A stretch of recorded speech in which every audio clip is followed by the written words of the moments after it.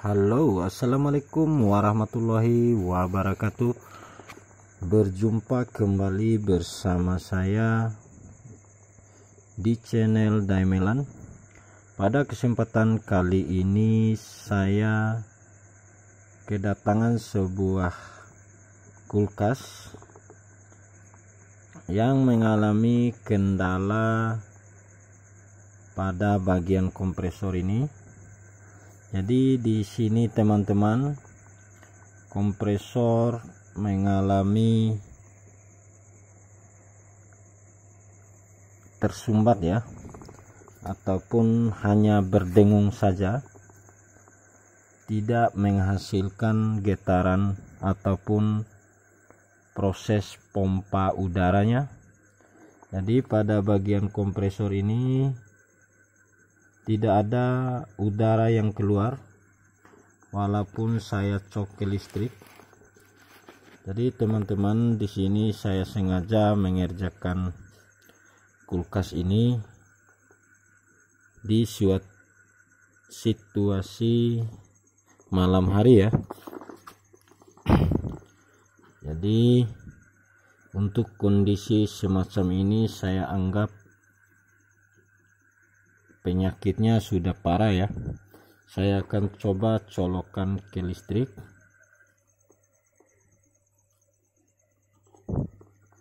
Oke teman-teman, hanya terdengar dengungnya saja, tidak ada proses pengisapan di sini sekaligus proses keluarnya udara di sini. Oke, tadi saya mendengar ada suara daripada overloadnya ya. Jadi fungsi overload ini dia akan mematikan switch pada saat tekanan tinggi, yaitu pada kondisi kompresor tidak bisa berputar sama sekali.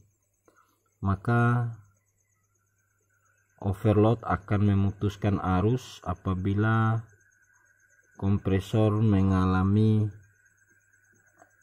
nyangkut ya. Kita bisa bilang itu kondisinya nyangkut. Jadi pistonnya di dalam tidak bisa menghasilkan pompa udara lagi ya, dikarenakan ada beberapa masalah. Ini terdengar lagi suara bahwa overload hidup lagi, dan di sini tidak mengeluarkan udara. Sudah saya potong dari pipa kapiler ini. Jadi pembuktian pertama yaitu harus di sini mengeluarkan udara ya, hasil pompa daripada kompresor ini. Di sini adalah pintu masuk udara sekaligus pintu masuk daripada freon ya, pada saat kita melakukan pengisian freonnya. Jadi di sini saya akan juga menunjukkan kondisi kerusakan lain dari kulkas ini. Jadi di sini saya akan berbagi apabila kulkas mengalami masalah seperti ini, dikarenakan ada sisa-sisa air yang ada pada evaporator ini ya. Di sini kita bisa sering dengar ada suara air yang mendecis karena susah dalam mengeluarkan airnya. Maka saya mengambil jalan pintas, yaitu melubangi bagian pipa-pipa ini. Saya lubangi untuk mengeluarkan sisa-sisa air. Jadi sisa air inilah yang sumber awal kerusakan pada kompresor itu. Jadi air inilah yang akan membuat kompresor rusak. Jadi kalau air sirkulasinya sampai turun ke kompresor, maka kompresor akan nyangkut pistonnya. Jadi sudah saya keluarkan airnya. Kemudian saya melakukan pengeleman dengan menggunakan lem besi ya. Sini saya cukup menggunakan lem besi. Jadi kalau teman-teman mengalami masalah seperti ini, cukup kita lubangi bagian evaporator ini, lalu kita lem kembali dengan lem besi ya.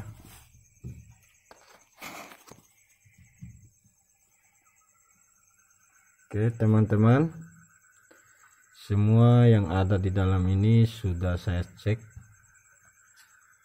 kondisinya berfungsi semuanya, tidak ada masalah apapun, cuma masalah nyangkut pada kompresor saja. Baik, saya akan menuju kompresor guna untuk membahas kembali masalah pada kompresor. Jadi solusinya teman-teman, apabila kita ingin memperbaiki kompresor yang nyangkut seperti ini, kita akan lepas dulu ini. Nantinya kita lepas dulu pipa yang menuju ke bagian kondensor ya. Jadi sirkulasinya dari kondensor ini, kemudian sirkulasi mengelilingi bodi, seluruh bodi ini dialiri dengan kondensor, lalu pintu keluarnya di sini teman-teman.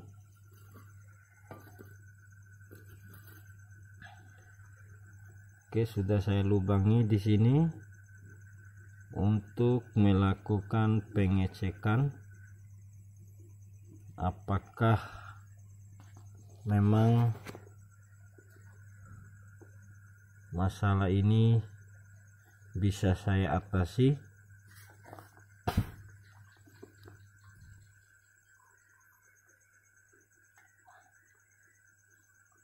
Jadi saya akan cabut dulu ini nanti bersamaan dengan yang ini. Ini adalah pipa kondensor ya. Dari kondensor balik lagi keluar ke sini, lalu masuk ke pipa kapiler. Pipa kapiler menuju ke evaporator, lalu pintu kembali ke evaporator, masuk lewat sini dan sirkulasi kembali ke sini, begitu seterusnya sampai proses pendinginannya berhasil.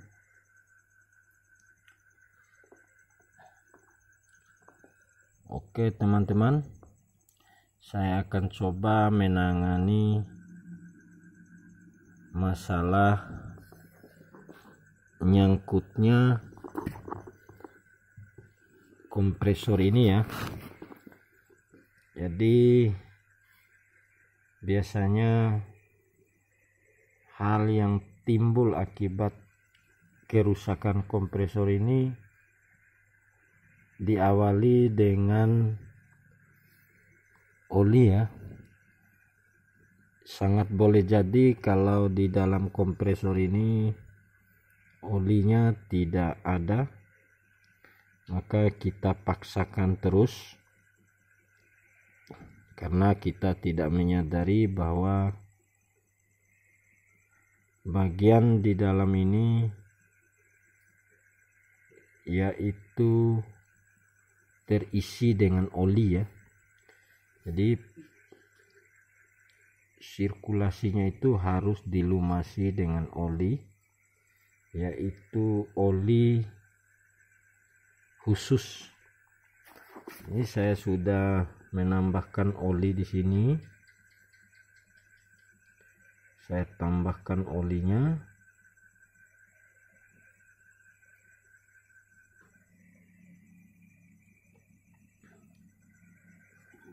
Sudah saya tambahkan. Dan langkah sebelum saya pecahin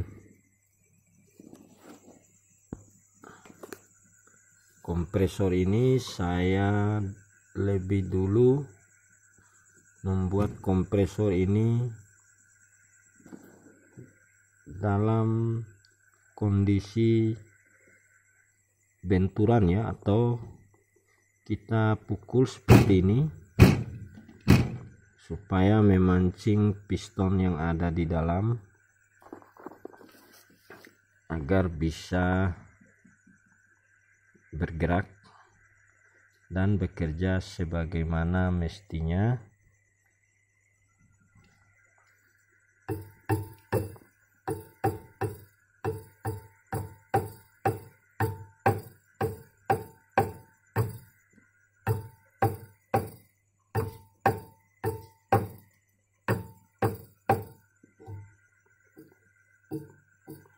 Saya berusaha mengeluarkan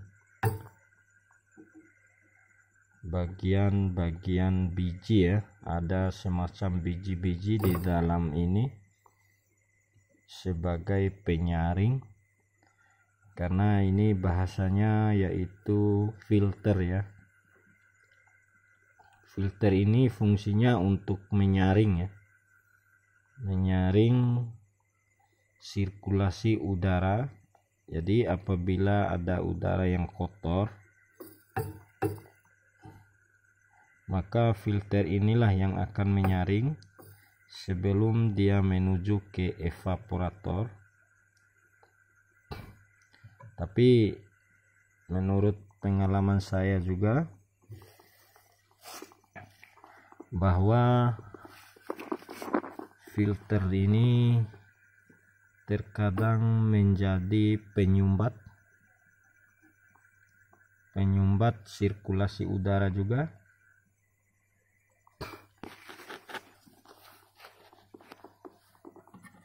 Saya akan coba buka di bagian ini untuk saya ingin berbagi kepada teman-teman bahwa rangkaian apa saja yang bekerja pada bagian kompresor kulkas.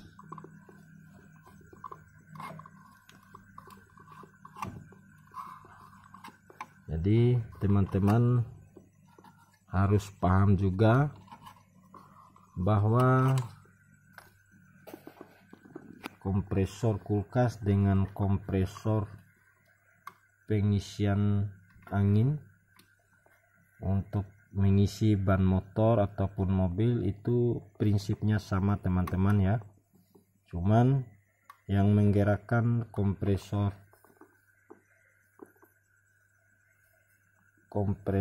kulkas yaitu dinamo ya. Jadi di dalam ini terdapat dinamo yang bekerja memompa udara ya, sekaligus ruang hampa di saat proses memompa udara ya. Jadi apabila di sini sudah ditutup rapat, maka dia akan sirkulasi pompanya secara terus-menerus. Di sini keluar, kemudian diganti dengan di sini yang masuk. Maka secara terus-menerus itulah yang dinamakan sirkulasi udara. Jadi kalau memang hukum daripada kompresor itu sama prinsip dengan kompresor pengisian ban motor, maka di sini saya akan tunjukkan kompresor kulkas juga. Ini saya akan tunjukkan kompresor kulkas yang saya gunakan sebagai alat untuk mengisi udara ya pada ban motor. Ini sudah saya fungsikan seperti itu. Saya sudah memasangkan selang khusus di sini untuk mengisi udara pada ban motor ataupun ban mobil.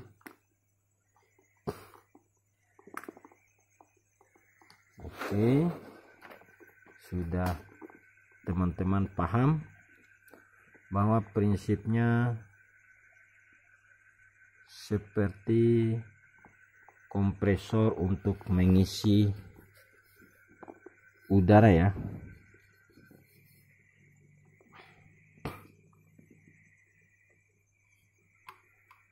Oke, saya akan membahas lagi tentang komponen-komponen yang bekerja pada kompresor ini. Kebetulan kompresor ini saya akan renovasi, saya akan pecahin pada bagian penyambungannya ini yang mengelilingi. Saya akan pecahkan, lalu saya akan angkat penutupnya, kemudian saya akan memperbaiki piston yang nyangkut itu. Piston itulah yang akan memompa udara. Namun terlebih dahulu saya akan membahas tentang komponen-komponen lain yang bekerja pada kompresor kulkas. Oke teman-teman, saya akan lepasin bagian penutup ini.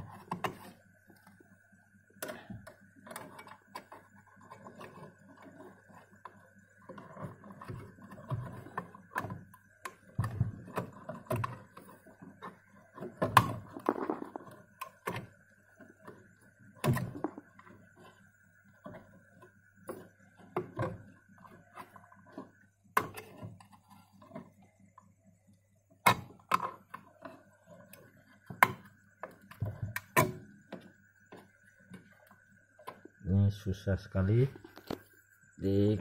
keras sekali ya. Saya akan gunakan tang.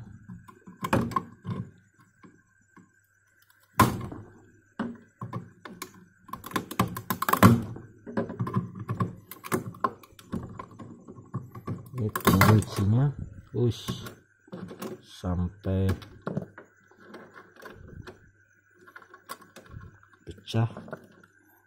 Tapi tidak apa-apa, ini hanya pengunci saja, penutup.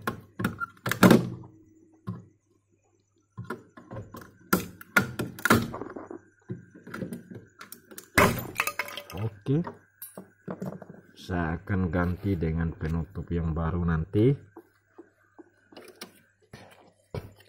Ini juga sudah kropos akibat hawa panas pada bagian kompresor ini ya teman-teman. Saya akan cabut kompresornya, relay atau overload. Saya akan menjelaskan juga cara kerja pada overload ataupun pada relay ya, supaya teman-teman tahu yang mana relay dan yang mana overload ya.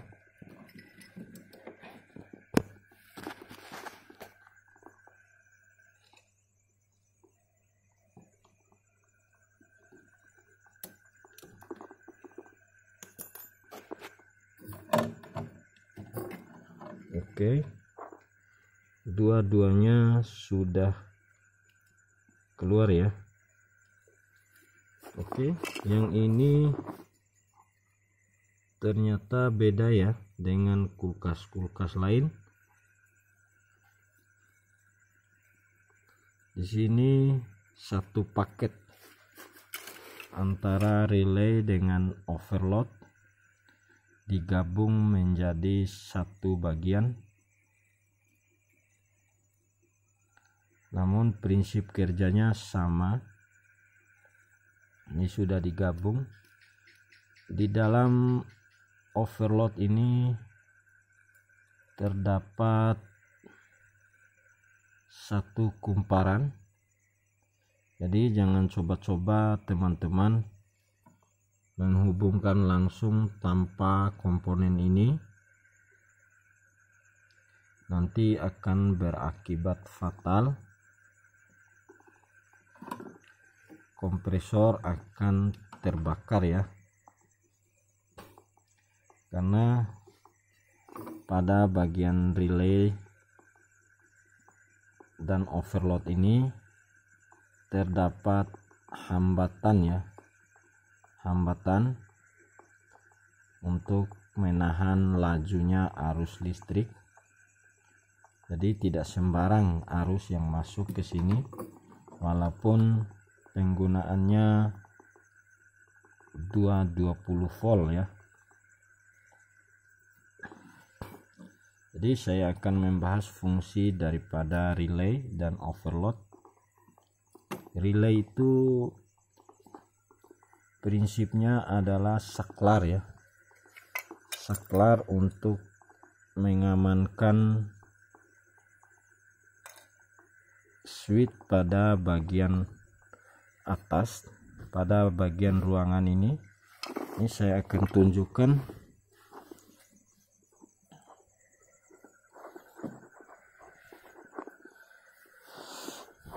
Oke, pada bagian ini teman-teman bisa disebut sebagai switch ya. Jadi kita bisa mematikan di sini dan juga bisa menghidupkan di bagian sini ya. Di switch di sini yaitu switch otomatis juga ya. Jadi switch ini bisa berfungsi dalam dua perangkat, yakni bisa sebagai switch otomatis pada tekanan udara. Di sini terdapat pipa ya yang ditaruh air raksa. Jadi air raksa di dalam ini apabila dalam kondisi suhu paling dingin, maka air raksa yang ada di dalam sini akan menekan switch di dalam. Jadi begitu dinginnya sudah berlebihan, maka akan mematikan kompresor di bawah. Jadi kompresornya akan mati sendiri apabila bunga es sudah banyak menempel di sini ya. Jadi sensornya pipa ini ya teman-teman. Kemudian fungsi yang kedua sebagai switch langsung. Namun switch langsung ini bisa juga di nonaktifkan lewat ini ya. Walaupun kita putar sudah posisi on, namun bisa posisi off ya, off secara otomatis dengan tekanan air raksa yang ada di dalam pipa ini, pipa deteksi suhu namanya ya. Oke teman-teman, di dalam switch ini mempunyai kapasitas rendah ya, kapasitasnya sekitar 1 ampere. Apabila melebihi kapasitas ini maka switch di dalam akan rusak, bisa saja ini akan rusak kalau tidak memiliki relay di kompresor ya. Jadi fungsi relay di kompresor tadi untuk mengamankan switch yang ada di dalam ini ya. Oke teman-teman, saya akan langsung kembali ke bagian kompresornya. Itulah fungsi daripada relay ya, relay pada bagian atas ini, atas yaitu relay, kemudian pada bagian bawah ini adalah overloadnya. Overload inilah yang bekerja di saat beban tinggi ya. Apabila kompresor mengalami beban tinggi, tidak mampu putar ataupun nyangkut piston seperti yang saya jelaskan tadi, maka overload inilah yang akan memutuskan arus untuk menyelamatkan kumparan yang ada di dalam dinamo ini. Kalau terus kita cok paksa tanpa relay ini, tanpa overload maksud saya, maka kumparan yang ada di dalam sini akan kebakar dan kompresor sudah jelas tidak bisa kita gunakan lagi.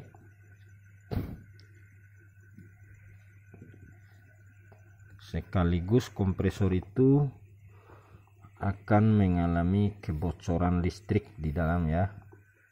Jadi kalau teman-teman pernah punya pengalaman kesetrum pada kulkas, pada bodi kulkas terdapat tegangan listrik yang mengalir, itu dikarenakan kumparan yang ada di dalam sini sudah bocor karena terlalu panas dan beban dorongnya tinggi, akhirnya kumparan itu terkelupas, sekaligus listrik yang mengalir pada kumparan itu menyebar ke seluruh bodi kulkas ini. Jadi jangan heran kalau teman-teman pernah setrum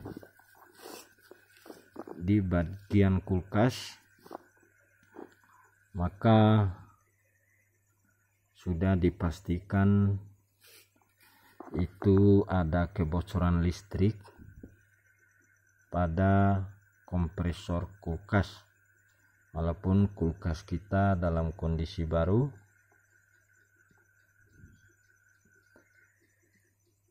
sangat punya peluang juga untuk bocor pada bagian itu ya teman-teman. Jadi jangan menganggap kulkas kita itu baru lalu sudah nyetrum kita, maka dipastikan kulkas itu ada masalah pada kompresornya. Jadi jangan kita sembarang cek pada jalur kabel ini, tidak perlu ya teman-teman, karena pada bagian kabel ini sudah dikelilingi dengan isolator, jadi kemungkinannya sedikit sekali kebocoran listrik pada bagian ini, kecuali sudah dimakan sama tikus. Oke teman-teman, kita kembali membahas bagian lain.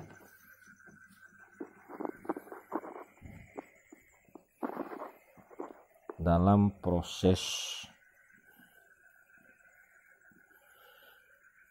pendinginan kulkas, kita bisa lihat juga pada kulkas terdapat switch ya. Ini adalah switch pintu. Switch ini kadang-kadang bisa rusak dikarenakan termakan usia. Jadi kita dengan mudah menggantinya, kita tinggal mencabut saja. Dan kendala-kendala lain pada switch ini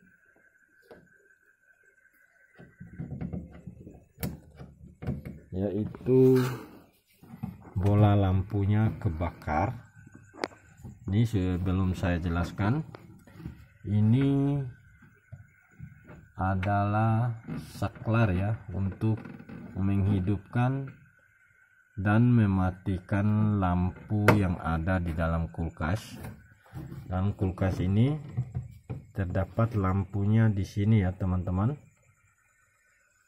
Jadi yang akan menghidupkan dan mematikan itu adalah switch pintu ini ya. Jadi ketika kita tutup seperti ini, maka bagian ini akan merapat ke sini ya. Dia akan menekan seperti ini pada saat kita menutup pintunya ya.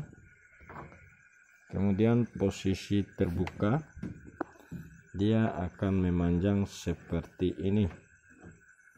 Oke, jadi dua komponen ini dengan lampu tadi yang berfungsi sebagai penerangan dalam ruangan kulkas ini.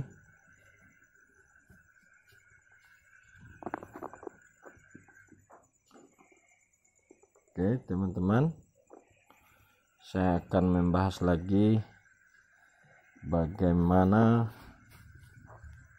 proses dari sirkulasi udara menjadi hawa dingin ya. Saya akan gambarkan, saya akan terangkan pada gambar ya. Saya akan tulis di buku. Oke teman-teman, di sini saya menggambarkan sederhana saja. Kebetulan saya tidak jago dalam menggambar. Ini saya contohkan bagaimana sirkulasi kompresor pada saat menyalurkan gas freonnya ya. Jadi kita awali pada bagian kompresor ini. Ini saya bikin seperti ini saja. Apabila pipa ini sudah tertutup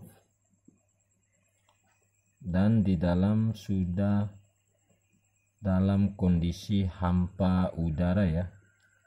Jadi teman-teman, kita bisa lihat udara mengalir ke sini dalam kondisi pipa yang agak besar. Maksudnya di sini adalah pipa kondensor ya. Di pipa kondensor ini ada pada dinding-dinding kulkas ataupun pada bodi kulkas terdapat pipa kondensor yang mengelilinginya, sehingga pipa kondensor inilah yang panas apabila kita menyentuh bodi kulkas ya. Udara mengalir ke sini terus sampai keluar ke filter. Oke, di sini adalah filter penyaringan udara dalam keadaan tekanan tinggi, ada pada pipa kondensor ini, masuk ke bagian filter, lalu ditransfer ke pipa kapiler ya. Sini pipa kapiler, lalu menuju evaporator atau ruang pendingin ya. Kita anggap saja ini adalah raknya atau ruang pendingin kulkas ya. Di sini sudah menjadi batu es. Di sini di awalnya gas freon mengalir ke sini dengan tekanan yang besar, kemudian keluar ke filter, ditekan lagi ke pipa kapiler. Begitu masuk pada pipa kapiler, tekanannya semakin tinggi, yaitu di sini penyempitan dari pipa besar menjadi sirkulasi di pipa kecil, dan pipa kecil inilah yang akan menyemprotkan gas freon pada ruangan kulkas ya. Disinilah proses pendinginannya pada rak. Kemudian pada rak ini dia akan kembali masuk ke kompresor. Oke, masuk ke kompresor dalam kondisi pipa yang sudah besar. Di sini pipa yang sudah besar ya, dia masuk ke sini, diisap kembali oleh kompresor, isap, kemudian buang lagi ke sini, begitu seterusnya, keluar ke sini, lalu mendingin lagi di sini, keluar lagi, begitu seterusnya, hingga proses itu terus menerus terjadi. Begitulah hukum dasar daripada proses kulkas itu sendiri ya.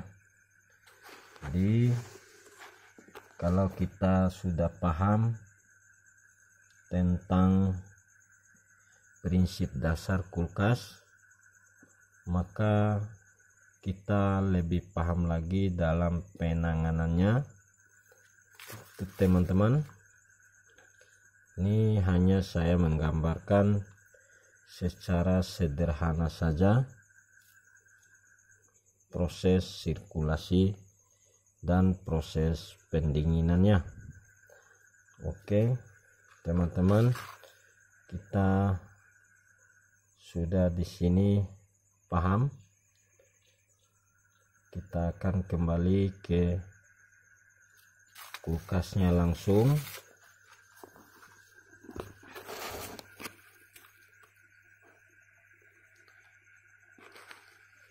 Jadi sini saya akan pasangkan kembali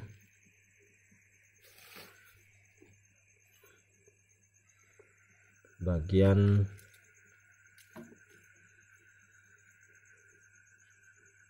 relay ya, atau bagian overload ini sudah digabung menjadi satu. Terkadang ada juga kulkas yang kondisi relay dan overloadnya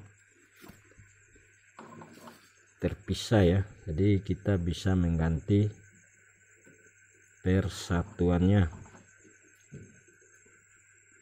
Kita akan pasangkan kembali. Kita akan buktikan bagaimana overload ini bekerja di saat beban tinggi, di saat kompresor ini mengalami nyangkut ya, ataupun tersendat, tidak bisa bergerak sedikit pun putarannya. Apakah overload ini bekerja dengan menghasilkan bunyi seperti halnya bunyi pada otomatis pompa air akan kedengaran.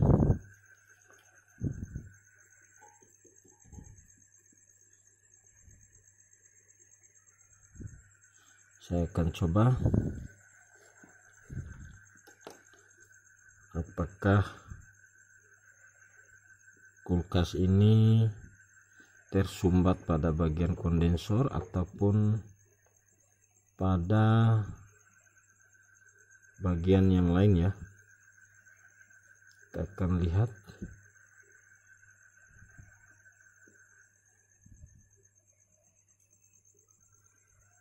Saya akan coba colok ke listrik untuk memastikan kompresor ini apakah masih dalam kondisi mendengung saja. Oke, masih mendengung. Ini kulkas belum mengalami kebocoran kumparan seperti yang saya jelaskan tadi. Tuh, kedengaran suara daripada overload ini mengalami beban tinggi ya.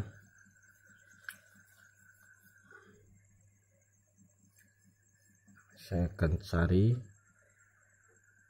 solusinya teman-teman.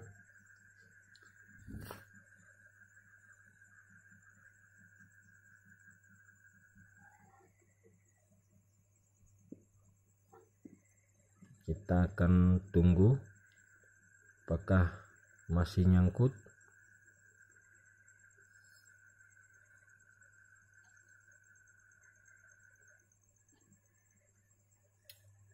Oke, terdengar lagi mendengung. Ini fungsi overloadnya masih bagus ya, maka dia hanya mendengung lalu mematikan lagi. Ini bekerja dengan baik teman-teman.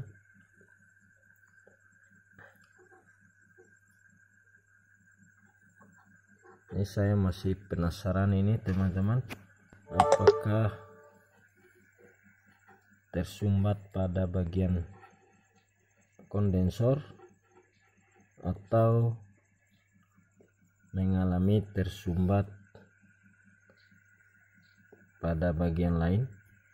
Tapi dalam hal ini hanya kondensor saja yang saya hubungkan. Oke, sudah saya putuskan di sini. Artinya saya menghubungkan kondensor saja. Kondensor ya, mulai dari sini ketemu di sini. Sudah saya putuskan, harusnya di sini yang keluar udara saja. Tuh terdengar lagi suara mendengung. Tidak ada tanda-tanda. Oke, mati lagi. Kalau overload ini tidak bekerja dengan baik, maka sudah dipastikan kompresor akan rusak total, langsung hancur ya, nggak bisa digunakan lagi kecuali dengan membeli yang baru.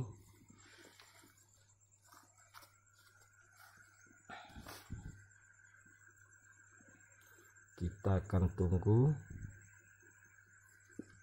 Oke, baik, saya akan cabut dulu guna menyelamatkan kompresor ini. Saya khawatir di sini mengalami panas, akhirnya merusak kumparan yang ada di dalam ini dengan memaksakan kompresor ini berputar dalam kondisi sulit ya, tidak bisa berputar.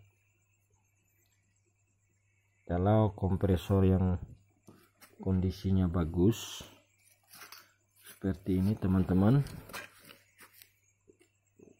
saya akan colok.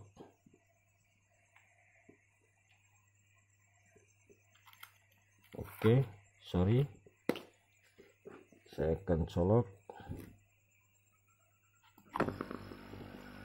Oke, terdengar mendecis teman-teman.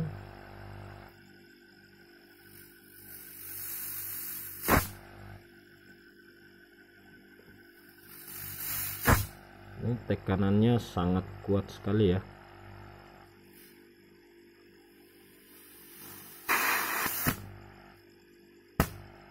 Ini harus terdengar suara seperti ini, artinya sirkulasi pompa udaranya bagus. Saya akan cabut kembali. Ini contohnya, dibandingkan dengan yang ini hanya mendengung saja.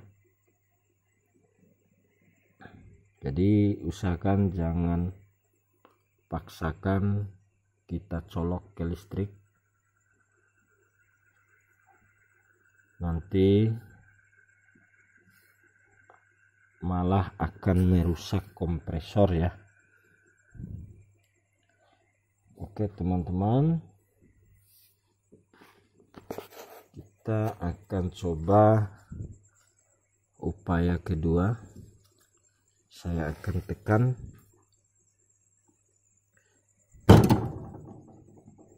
Saya akan pukul ya, supaya pistonnya bisa bergerak di dalam.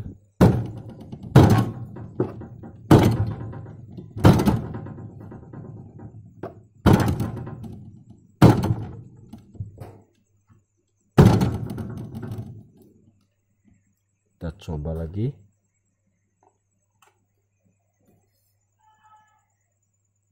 Masih mendengung teman-teman,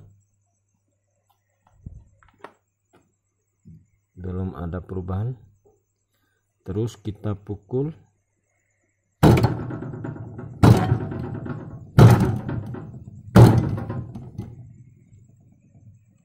Kita colok lagi.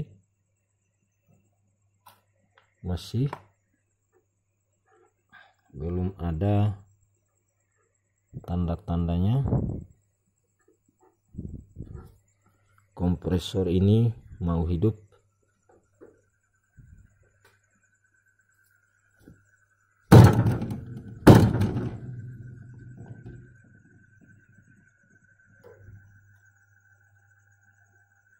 Masih mendengung. Jika kondisinya susah, tidak mau berputar, dengan kita paksakan seperti itu, maka langkah terakhir yaitu dengan cara kita lepaskan kompresor ini,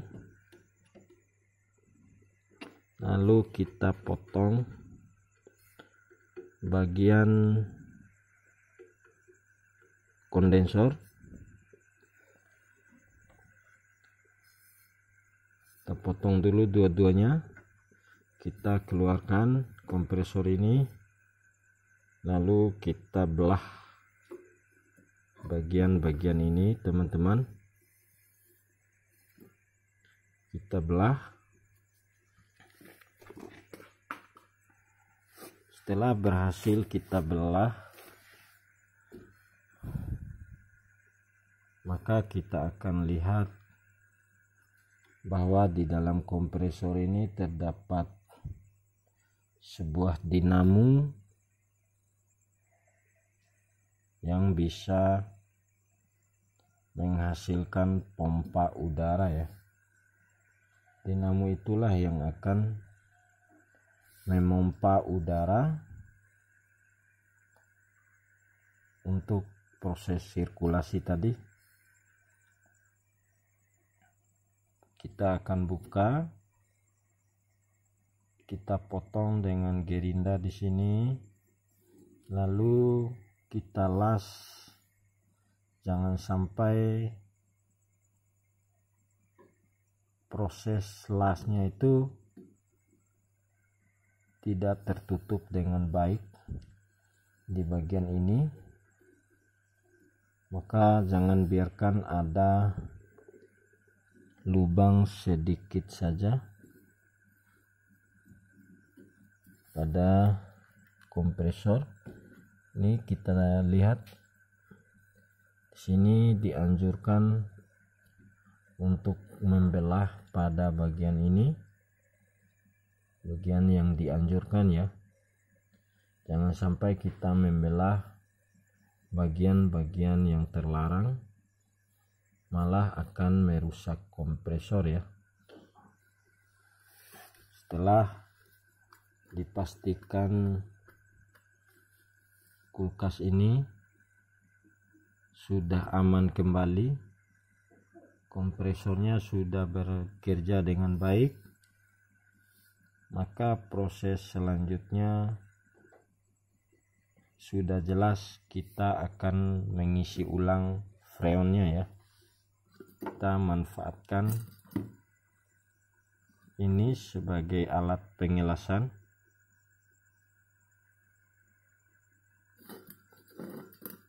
Saya akan coba menghidupkan.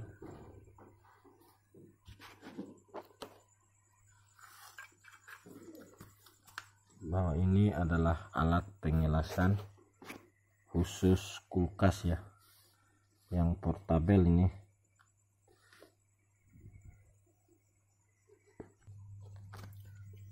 Oke teman-teman,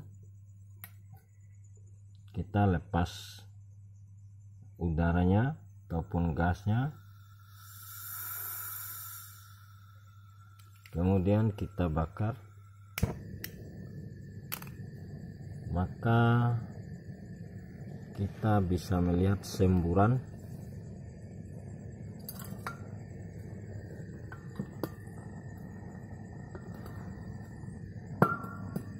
oke.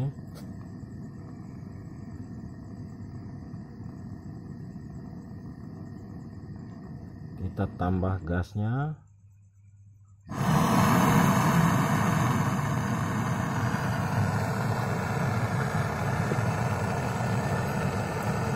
Kita gunakan kawat seperti ini ya.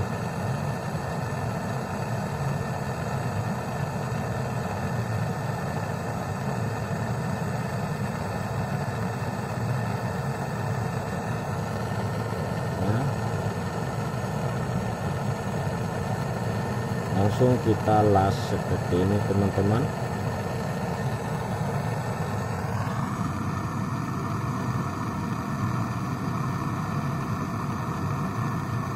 Kita lihat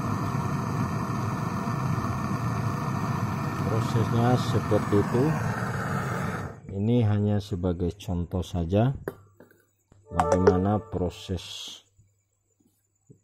menutup bagian yang sudah saya lubangi untuk melihat tekanan yang keluar. Di sini kita akan tutup kembali nanti teman-teman. Oke, kemudian alat yang kedua yaitu freon ya, freon portabel, freon mini dengan perangkat Manifos ya.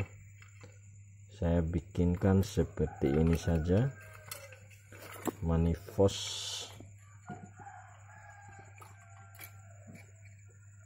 dengan pipa kapiler sebagai jalur untuk transfer.